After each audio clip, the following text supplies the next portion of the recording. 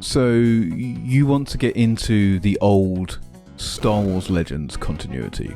Now, to be clear, this video is going to only be about the older, pre-Disney Legends continuity. I'm not going to be speaking about any of the expanded universe surrounding any of the newer films.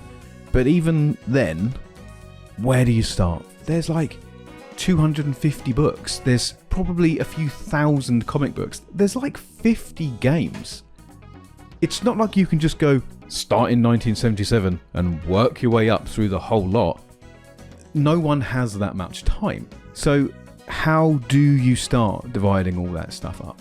You could follow your interests, and that's a really good way of dividing the Legends continuity up into three main areas. You've got the original expanded universe, which is all the stuff that came out around the original trilogy. You've then got what people might call the real EU, which started in about 1991, and then in this kind of third slice of the pie, you've got the stuff that came out around the prequel trilogy. This is all stuff that involves young Obi-Wan, this is all the Clone Wars, anything to do with young Anakin, kind of bridging the gap between those two film trilogies. So now that we've established those three parts of the Legends continuity, I guess really the first step for you is just to figure out which one sounds the most interesting to you. The OG Star Wars universe is probably some of the wildest stuff out there. This is the Ewoks Caravan of Courage. This is the Droids cartoon. This is that Famicom game where Darth Vader was a scorpion. There is loads to unpack here. This is all, I would say, very typical of kids' entertainment from the 1970s and 1980s. You know, that kind of golden era of Reagan deregulated guff. It all involves the characters from the original trilogy. It's all just set during the original trilogy as well, like in between the films. There's some pretty wild stuff in here. It doesn't make a whole lot of sense, and there's not really any mandate to keep it consistent, but it's really, really fun. Would I say start here? Probably not. If this stuff piques your interest, then absolutely, but I don't think that this is really the heart of what the Legends continuity has to offer. It's my opinion that the real turning point for telling stories outside of the films was the 1990s Legends continuity. This is the era of the Bantam novels, this is the era of the Dark Horse comic books, and it's the era of the LucasArts computer games. And what made these feel special to me at the time was that although they were all very different mediums of storytelling, there was an attempt to keep the events in these stories consistent from one medium to the next. When Star Wars Legends was young, there was really only one rule. George Lucas just said, don't tell the story about young Darth Vader. I want to keep that because I'd like to tell that story myself one day. So, generally speaking, every story is set after Return of the Jedi. This part of Star Wars Legends is largely one connected web of stories which crosses all different types of media. The real meat in the sausage roll, though, is in telling the continuing story of the main six from the original trilogy. There is one kind of main storyline that goes through all of the comics and books and so on, and then you've got these really great kind of sidelines that thread along and kind of tie the whole thing together. To a point, reading all these stories in release order would make sense, but there is so much here. I wouldn't be surprised if you looked at all these books and went, I don't know where to start. Much like my opening statement, it's worth following what you already like. So if you like Han Solo, read these Han Solo books. If you like Boba Fett, read these Boba Fett books. I mean, there's a slight chance that you might upset the reading order, but, you know, really, I don't think that's what matters. Wherever you come in is going to be a good entry point, and you're already going to be reading about something you like. This video is about where to start, and that's not where I would suggest starting. In fact, the place I would suggest you start is Shadows of the Empire. The reason that I would recommend Shadows of the Empire as the best entry point is because there's something here for you no matter what you're into. So there's a novel, there's a comic book, there's a computer game, there's toys, it even has its own soundtrack. Shadows of the Empire, I think, remains one of the most significant media crossovers in Star Wars history, and actually maybe even outside of Star Wars. I'm just going to say, no, in fact, I'm going to make the claim that this is still the biggest tie-in project there's ever been that didn't have a film that it was actually based on. Steve Perry's novel is great fun. It really feels like a missing chapter in the original trilogy. It captures the tone perfectly. Dash Rendar is this... Dash Rendar is really worth talking about. He's the character who Steve Perry came up with to replace Han Solo, because Han Solo was frozen in carbonite, and he's just the most edgy 90s character you can imagine shoved into Star Wars. He's like Han Solo but without any of the nuance. He's loads of fun. One of the best bits about Steve Perry's novelization is the bits where Perry writes about Darth Vader. Being that most of the EU is set after Return of the Jedi, we don't get to see Vader. And Shadows of the Empire is one of the few books that actually has Vader in it. And being that it's set between Empire and Jedi, it has this great bit where Vader's meditating on thinking about his son.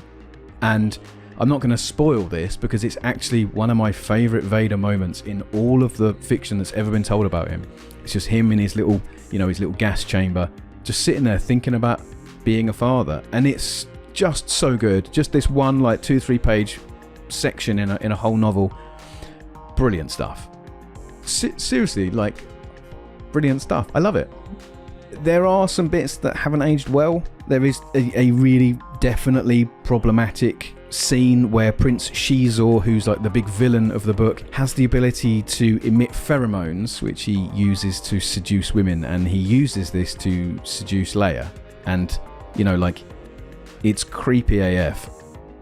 So the cool thing about all the different storytelling avenues of Shadows of the Empire is they all tell a slightly different story. The game is all about Dash Rendar. It's just, look at it. It's a game that came out on the N64 and it came out on Windows 95 on CD-ROM. It's got blocky graphics. It's got a dude who runs about like he's his pants. It's got janky controls. Come on. There was no way I was not going to be into this game. Aside from Shadows of the Empire, another great place to start is the X-Wing books. So if you don't really care about the continuing story of the main six, if you don't really care about Jedis, then X-Wing is a great place to start.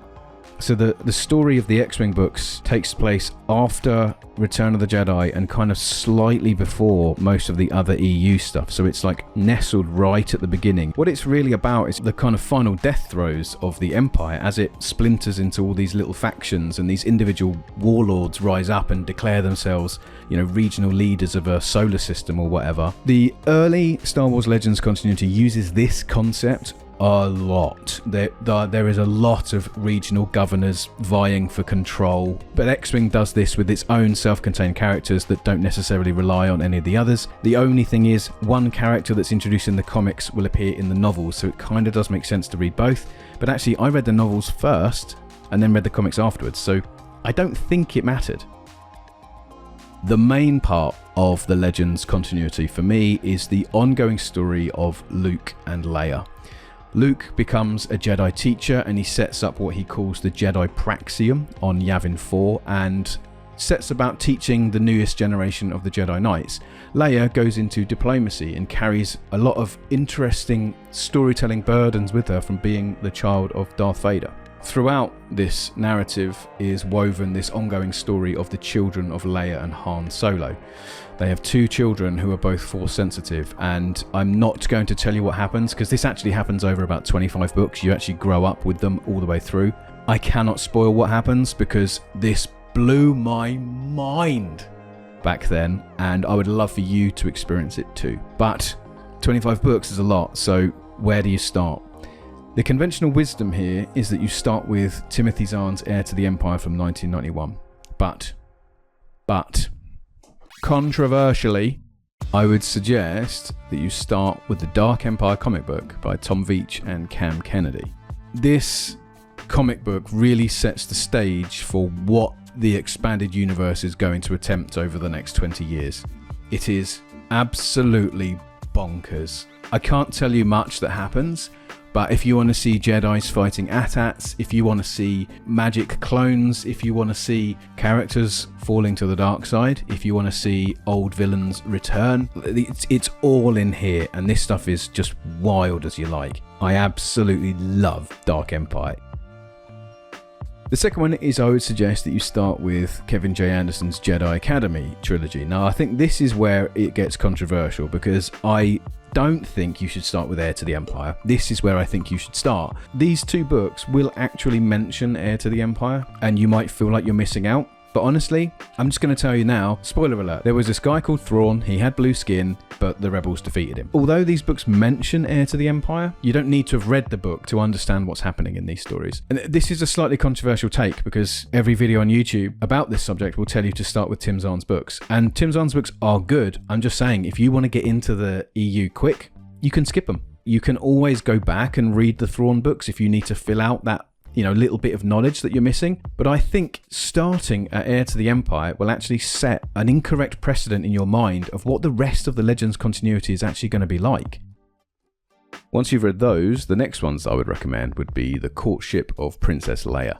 This is a really fun novel that doesn't appear on a lot of recommended lists, but I really liked it. It's the first appearance of the Night Sisters in this badass witches who ride around on rancors, and it really sets up the ongoing storyline of Leia and Han's kids. And it's just a really fun novel. Again, it has that fun, wild, adventure-y vibe that the EU, for me at least, is known for.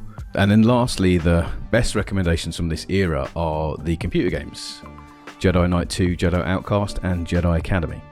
Now, these came out in the 2000s, they came out in the wake of the prequels, and actually the prequels have a bigger effect on them than you might initially realise. But the storylines for these games firmly belong in that 90s Legends continuity. The story itself is actually pretty self-contained, it doesn't rely on anything from the EU, but it is attempting to tell a story set in that world. So you might see some odd little hints here and there at that larger universe, but again, it's just a great story and it's so much fun to play.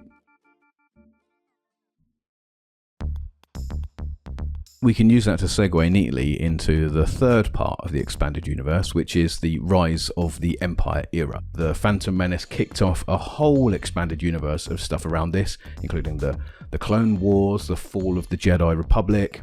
It isn't without irony that this is actually only the slimmest window of time in the expanded universe, and yet this is probably now the biggest part of the EU, with more stories told in this time period and in that gap between those trilogies than anywhere else. The 1990s Star Wars Legends books were more of what you would call YA, and I find that the stuff released in the 2000s around the Phantom Menace was more targeted for junior readers. If that sounds good, then follow your interests. The books from this era that stand out are the books about Darth Maul, the books about the Republic Commandos, and the books about Jax Pavan, the last surviving Jedi after Order 66. Oh, and the book about Darth Plagueis. That's a banger. The best bit about the prequel era are the computer games. Jedi Outcast and Academy feel like they fit in this era too. Games like Battlefront 2 and Republic Commando are very much part of the rise of the Empire era, both of which I've covered on the channel before, and I think it's pretty clear that I am a big fan of both of these games. Both bangers. Speaking of computer games, I do think it's worth mentioning the Old Republic. This is something that you might be thinking started in games, but it didn't. It goes all the way back, actually. The Old Republic is one of the first ever bits of the expanded universe. Tom Veitch and Cam Kennedy wrote comic books based in the Old Republic timeline straight after Dark Empire in the 1990s. It was like one of the first ideas they had when they were given carte blanche to make comic books about anything in the Star Wars universe. They were like, what about something that's set thousands of years ago that tells about the original Jedi and the original Sith? There really is something that will cater to any interests if you want to get into the Star Wars EU. If the Old Republic sounds interesting to you, then get into it. In a way, it might be quite a good place to start here because you don't have any loyalty and you don't owe anything to those original films. You could just kind of start here. As I mentioned earlier in the video, I think there's a couple of really good techniques to get started with the EU. And one of them would be just finding spikes that pique your interest. If you like the sound of the Old Republic, start there. If you like Han Solo as a character, start there. I really don't think you can get it wrong. But if you are interested in that wider arc of the Legends continuity, the story of the Skywalker children, then I would recommend that you start with Dark Empire and Jedi Academy, and then follow into The Courtship of Princess Leia, and then these. But A bit like if you want to start reading comic books, sometimes the best thing is just to jump in wherever you can, because everything you need you'll be able to pick up along the way, and you might be able to pick up a few older bits if you feel like you're missing some context. Sometimes jumping in is an important thing to do. Lastly, the only thing that I would say that comes close to advice in this video is that if you're reading something and it doesn't work for you, bin it off.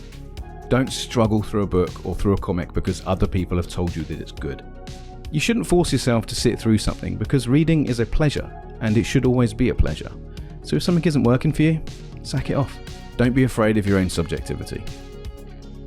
Right, I think that's about it for this video. I hope you got a kick out of this, and I hope that in some small way this has helped you start your journey into the EU. If you like this video, then please leave a like, and if you like Star Wars or stuff from the 90s and 2000s, then hit subscribe, because that's what Stoked is all about. Enjoy the rest of your day, have a fantastic afternoon, and I'll see you in the next video. Ta-da.